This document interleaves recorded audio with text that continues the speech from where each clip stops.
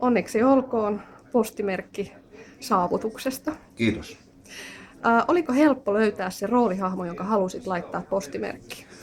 Oli siinä sen takia, koska se nyt on tuoreimpia juttuja, mitä on tehnyt, ja sitten se oli jotenkin se tekoprosessi oli semmoinen, että siinä on aika paljon niin kuin minun maailmaani tai minun tyyliä niin kuin minimalismia ja tätä käytetty niin kuin hyväksi, ja sitten siinä oli oikein hyviä kuvia, mitä tämä herra Korkman oli ottanut.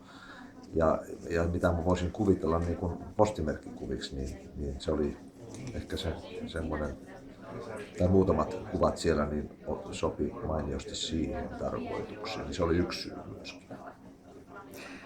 Kenelle ajattelit lähettää ensimmäisen kirjeen tai kortin omalla merkillä varustettua? Kyllä ajattelin, että seuraavat tämmöiset tämmöisen sopimuksen lähetän johonkin teatteriin, vaikka Mielipuolen päiväkirjasopimuksen allekirjoitettavaksi teatterin johdolle, niin siis joku Suomen teattereista sen saa varmasti ensimmäisenä. Onneksi olkoon vielä kerran. Hieno saavutus. Kiitos.